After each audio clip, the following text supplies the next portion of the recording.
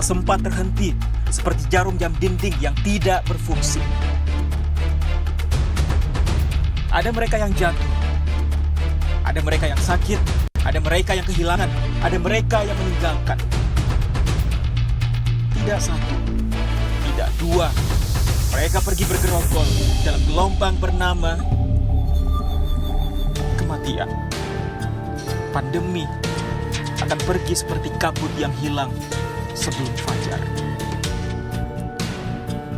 Asal kalian tidak membawa ego, bergerombol di sana-sini, berhahaha mengabaikan yang diatur. Sungguh elok jika kalian peduli atas nama kemanusiaan. Pakai masker, harga mati. Gak pakai masker, bisa mati.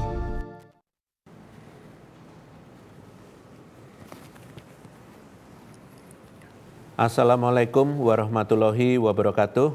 Selamat sore, salam sejahtera untuk kita semuanya. Hari ini saya akan menyampaikan perkembangan penanganan COVID-19 di Indonesia.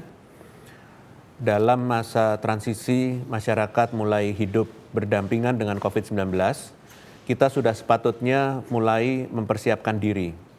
Tugas kita ke depan tidaklah mudah, namun bukan tidak mungkin, asalkan semua elemen masyarakat mau bekerja sama dan memupuk rasa tanggung jawab. Bentuk tanggung jawab tersebut tercermin dalam komitmen masyarakat menjalankan protokol kesehatan di setiap aspek kehidupan, termasuk dalam rumah, dalam perjalanan, atau dalam beraktivitas di luar rumah. Untuk itu, sebagai upaya untuk terus menjaga kasus COVID-19 agar tetap terkendali, maka setiap institusi maupun pengelola fasilitas publik perlu untuk melakukan pengawasan dan bertanggung jawab atas penerapan protokol kesehatan di tempatnya masing-masing. Masyarakat perlu mengetahui bahwa sistem ini adalah modal kita untuk tetap hidup sehat dan produktif walaupun COVID-19 masih berdampingan dengan kita. Satu pesan penting yang ingin saya sampaikan sebagai bagian dari edukasi untuk masyarakat adalah selama virus ini masih berevolusi, kita juga harus ikut berevolusi. Yang artinya kita harus melanjutkan tindakan pencegahan seperti memakai masker dan menjaga jarak, dan pada saat yang sama pemerintah akan melakukan upaya terbaik untuk memvaksinasi sebanyak mungkin orang dan secepat mungkin. Selama COVID-19 terus beredar dan bermutasi secara global, kita akan melihat lonjakan infeksi secara berkala. Tetapi jika virus ini berperilaku seperti virus serupa lainnya, lonjakan ini akan mengecil seiring dengan waktu karena sebagian besar populasi akan memiliki kekebalan, baik melalui vaksinasi atau infeksi sebelumnya. Dan setiap kali ada gelombang baru. Saya akan menyampaikan perkembangan COVID-19 di Indonesia. Kasus COVID-19 mingguan per tanggal 22 Agustus 2021 kembali mengalami penurunan, yaitu dari yang sebelumnya 188.323 menjadi 125.102 kasus. Penurunan di minggu ini menandakan penurunan yang telah terjadi selama 5 minggu berturut-turut. Ini adalah kabar baik yang perlu terus dipertahankan dan semakin diperbaiki lagi ke depannya. Kemudian, saya perlu menyampaikan terkait dengan jumlah orang yang diperiksa COVID-19 mingguan. Sayangnya jumlah orang yang diperiksa juga mengalami penurunan. Jumlah tertinggi dicapai pada tanggal 18 Juli lalu, yaitu sebesar 1.146.793 orang diperiksa, sedangkan di minggu ini sebesar 688.906. Namun, jumlah di minggu ini masih lebih tinggi 3 kali lipat dibandingkan jumlah orang diperiksa pada sebelum terjadi lonjakan kasus. Pada sebelum lonjakan kasus, tepatnya pada tanggal 16 Mei, jumlah orang diperiksa mingguan hanya sebesar 203.510 orang. Ini menandakan bahwa jumlah testing di Indonesia masih diupayakan untuk terus diperbaiki seiring dengan berjalannya waktu. Yang menjadi tantangan adalah bagaimana agar peningkatan testing ini dapat dipertahankan pada jumlah yang stabil sehingga tidak ada penurunan yang signifikan dan berturut-turut, terutama testing dalam kelompok prioritas seperti orang bergejala atau orang yang memiliki riwayat kontak erat dengan pasien positif. Untuk itu, saya mohon kepada masyarakat untuk berpartisipasi dengan menjawab dengan jujur dan tidak takut untuk diperiksa ketika mengalami gejala atau memiliki riwayat kontak erat demi keselamatan kita bersama. Selanjutnya, jika dilihat dari segi positivity rate mingguan di tingkat nasional, maka pada periode tanggal 16 sampai dengan 22 Agustus, angkanya sudah turun dibandingkan dengan puncak, yaitu dari 30,54% menjadi 18,15%. Namun, meskipun sudah turun, angka ini masih lebih tinggi dari sebelum lonjakan kasus kedua, yaitu pada kisaran bulan Juni yang hanya 9,44%. Selain itu, positivity rate di tingkat provinsi, angkanya masih perlu menjadi perhatian. Hanya DKI Jakarta yang sudah berada di bawah 15%, yaitu 11,7%. Terdapat 10 provinsi yang positivity rate-nya masih di atas 30%, yaitu Sulawesi Tengah, Sulawesi Utara, Sumatera Utara, Sulawesi Barat, Jawa Tengah, Kalimantan Tengah, Kalimantan Selatan, Jambi, Lampung, dan Aceh. Bahkan Aceh, positivity rate-nya mencapai 51,55%, menjadi yang tertinggi di Indonesia. Jika dilihat pada selisih kasus mingguan per tanggal 22 Agustus dan 15 Agustus, maka sebanyak 33 provinsi telah menunjukkan penurunan jumlah kasus. Jawa Tengah menjadi provinsi yang paling banyak mengalami penurunan, yaitu turun 16.921 kasus. Disusul Jawa Timur turun 6.410 kasus dan Jawa Barat turun 3.996 kasus. Hanya ada satu provinsi yang masih mengalami kenaikan kasus mingguan, yaitu Aceh yang naik 429 kasus dibandingkan minggu sebelumnya. Dan sebagai catatan, pada minggu ini, kesembuhan di Aceh juga mengalami penurunan sebesar 1.291 kasus. Kematian mengalami kenaikan sebesar 35 kasus, dan kasus aktifnya juga masih mengalami kenaikan 1.067 kasus. BOR di Aceh juga meningkat dibandingkan minggu sebelumnya dari 56% naik menjadi 59%. Untuk itu, sekali lagi saya ingatkan penting untuk setiap pimpinan daerah untuk membaca data, tidak hanya perkembangan secara umum, namun juga kondisi detail seperti positivity rate, selisih kasus mingguan, serta jumlah kasus aktifnya. Kepada pemerintah daerah yang masih mencatatkan positivity rate yang tinggi, serta masih mencatatkan kenaikan kasus, terutama Aceh, mohon untuk dapat segera melakukan hal-hal ini, yaitu memastikan koordinasi dengan pemerintah pusat, terutama Kementerian Kesehatan, terkait sinkronisasi data dan pastikan data yang terlaporkan sesuai dengan pencatatan di daerah. Kemudian terus meningkatkan jumlah pemeriksaan di wilayahnya. Positivity rate yang tinggi dapat terjadi karena jumlah testing yang rendah. Upayakan agar dapat mencapai standar WHO, yaitu 1:1000 populasi per minggu. Kemudian tekan jumlah kasus positif dengan meningkatkan pengawasan protokol kesehatan, serta pengaturan kegiatan sosial ekonomi masyarakat. Sebagai catatan, posko yang telah terbentuk di Aceh sudah mencapai 68,5% dari total desa atau kelurahan di daerahnya, dengan 66,03 posko sudah melaporkan kinerjanya. Namun kinerja posko yang paling tinggi dilaporkan adalah edukasi dan sosialisasi 3M. Ada 18.000 laporan.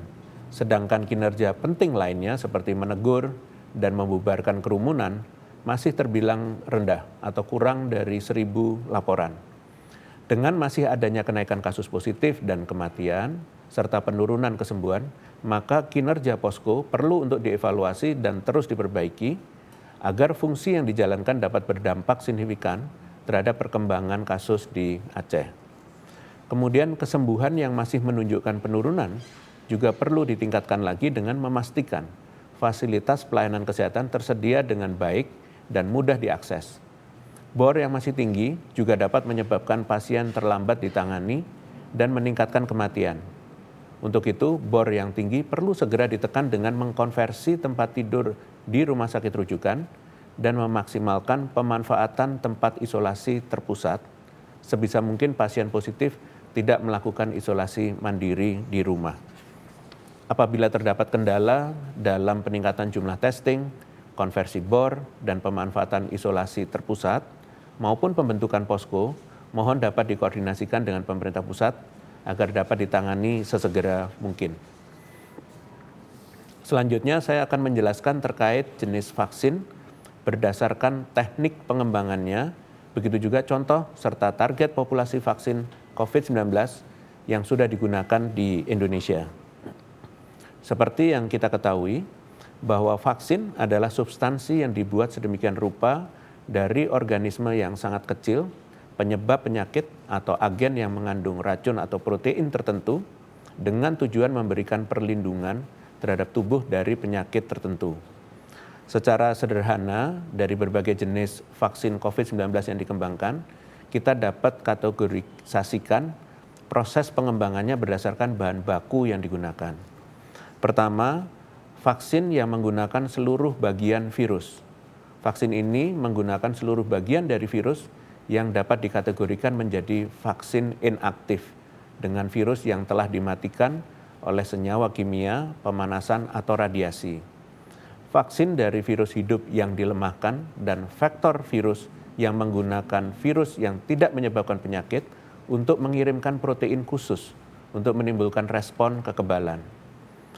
Vaksin yang menggunakan bagian tertentu dari virus atau subunit, umumnya bagian spesifik yang digunakan untuk pengembangan jenis vaksin ini ialah senyawa protein dari virus.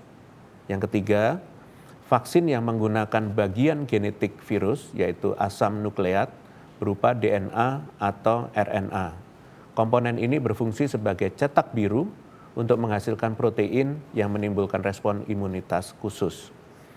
Di Indonesia, sejauh ini telah terdapat 5 jenis vaksin yang telah mendapat EUL sekaligus EUI untuk digunakan di Indonesia, yaitu Sinovac dan Sinopharm yang tergolong vaksin inaktif, AstraZeneca yang tergolong vaksin vektor virus, serta Moderna dan Pfizer yang tergolong vaksin dengan memanfaatkan teknologi genetika. Perlu menjadi perhatian bahwa sebelum dinyatakan aman dan efektif untuk digunakan, berbagai tahapan evaluasi harus dilalui.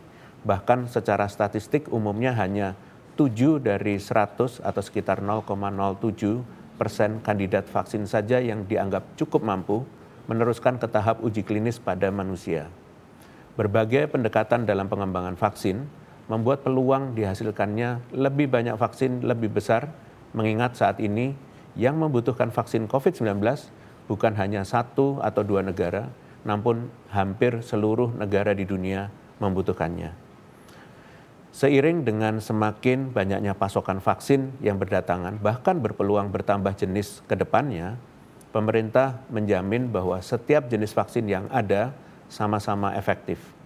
Perbedaan angka efektivitas vaksin atau kemampuan untuk membentuk kekebalan tubuh antara satu vaksin dengan vaksin lainnya bukanlah hal yang harus dikhawatirkan.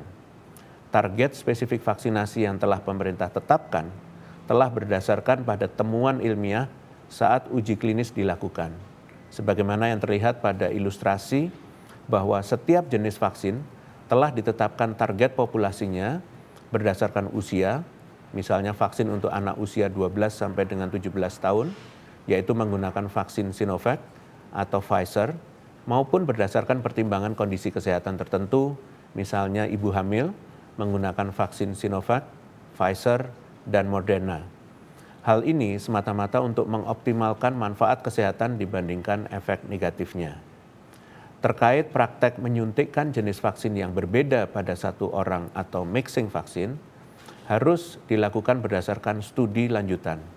Sejauh ini, beberapa kombinasi jenis vaksin yang sudah lolos uji di populasi, diantaranya pencampuran antara AstraZeneca dan Pfizer di Jerman, AstraZeneca dan Sputnik di Azerbaijan, Sinovac dan AstraZeneca di Thailand, dan Sinovac dan Moderna di Indonesia. Jenis vaksin yang dapat dikombinasikan ini dapat dinamis seiring dengan berkembangnya uji lanjutan lainnya. Khusus praktek mixing vaksin di Indonesia, sejauh ini Kementerian Kesehatan hanya menetapkan peruntukannya untuk booster dosis ketiga bagi tenaga kesehatan. Hal ini mengingat jenis vaksin Sinovac yang diterima oleh tenaga kesehatan pada 2 dosis pertama saat ini juga dialokasikan untuk populasi khusus, misalnya untuk anak, ibu hamil, maupun yang menyusui. Untuk itu, diharapkan masyarakat dan pihak penyelenggara vaksinasi dapat mengikuti vaksinasi sesuai prosedur yang direkomendasikan demi melindungi diri sendiri maupun orang-orang terdekat kita. Terakhir, yang terpenting yaitu vaksinasi akan menjadi sempurna jika dilakukan bersamaan dengan disiplin menjalankan protokol kesehatan. Sebagai penutup, saya ingin menyampaikan informasi terkini terkait COVID-19. Mengingat di dalam sertifikat vaksin terdapat QR Code yang berisi data pribadi, maka masyarakat diminta untuk dapat mendownload aplikasi Peduli Lindungi. Dengan menggunakan aplikasi Peduli Lindungi, maka masyarakat tidak lagi perlu mencetak sertifikat vaksin, sekaligus juga dapat melindungi data pribadi dari potensi kebocoran dan penyalahgunaan oleh pihak yang tidak bertanggung jawab. Badan POM telah resmi mengeluarkan Emergency Use of Authorization untuk vaksin Sputnik yang dikembangkan oleh The Gamaleya National Center of Epidemiology and Microbiology di Rusia yang menggunakan platform non-replicating viral vector. Vaksin Sputnik untuk masyarakat berusia 18 tahun ke atas dan diberikan secara injeksi intramuskular dengan dosis 0,5 ml untuk 2 kali penyuntikan dalam rentang waktu 3 minggu. Demikian konferensi pers pada hari ini. Saya lanjutkan dengan sesi tanya jawab media. Terima kasih. Pertanyaan dari fatberita1.com, setelah beberapa daerah di Jawa masuk kategori PPKM level 3, khususnya di Jabodetabek, mulai dilakukan pelaksanaan simulasi PTM di Jabodetabek. Apakah ada aturan yang terperinci terkait pelaksanaan PTM ini, terutama untuk mencegah sekolah menjadi klaster penyebaran COVID-19? Dan apakah mencakup juga pengawasan protokol kesehatan setelah selesai melakukan kegiatan di sekolah? Siapa yang terlibat untuk mengawasi dan sejauh ini apa evaluasi dari simulasi tersebut? Terima kasih. Terima kasih berita1.com. Hingga pertanggal 22 Agustus 2021, sebanyak 31% dari total laporan, yaitu 261.040 satuan pendidikan yang berada pada daerah dengan PPKM level 3, 2, dan 1, ini telah menyelenggarakan pembelajaran tatap muka secara terbatas dengan protokol kesehatan yang ketat. Untuk memastikan keamanan masyarakat yang terjamin melalui protokol kesehatan yang dijalankan dengan baik, maka satuan pendidikan perlu membentuk satgas. Pada prinsipnya, sistem pengawasan yang komprehensif dalam pembelajaran tatap muka bukan hanya tanggung jawab satuan pendidikan, tetapi juga orang tua di rumah dan unsur lingkungan lainnya di bawah pengawasan posko dan berbagai satgas yang juga dibentuk di berbagai fasilitas umum dan sosial. Regulasi yang dijadikan dasar untuk menyelenggarakan pembelajaran tatap muka secara nasional, yaitu keputusan bersama Menteri Pendidikan dan Kebudayaan, Menteri Agama, Menteri Kesehatan, dan Menteri Dalam Negeri tentang panduan penyelenggaraan pembelajaran di masa pandemi Coronavirus Disease 2019, dan Instruksi Mendagri nomor 35, 36, dan 37 tahun 2021 terkait pelaksanaan PPKM dengan mengoptimalkan posko penanganan COVID-19 di tingkat desa dan kelurahan, serta panduan pengawasan dan pembinaan penerapan protokol kesehatan di satuan pendidikan dari Kementerian Kesehatan. Dalam mengatur operasional pembelajaran tatap muka, beberapa regulasi ini telah mencakup 3 aspek besar, yaitu terkait persiapan baik sebelum dan selama perjalanan, pelaksanaan di satuan pendidikan, dan evaluasinya. Secara teknis, di dalamnya mengatur kapasitas, sistem screening kesehatan yang telah terintegrasi dengan sistem Peduli Lindungi, sebagaimana yang juga diterapkan pada pembukaan di sektor lainnya. Kemudian penetapan kriteria peserta didik maupun pengajar yang boleh mengikuti kegiatan tatap muka. Beberapa strategi juga diterapkan untuk meminimalisir celah penularan, misalnya terkait dengan ventilasi, jarak, durasi, maupun standar perilaku setiap unsur yang terlibat. Baik, dengan demikian konferensi pers pada sore hari ini berakhir. Terima kasih atas perhatiannya. Wassalamualaikum warahmatullahi wabarakatuh.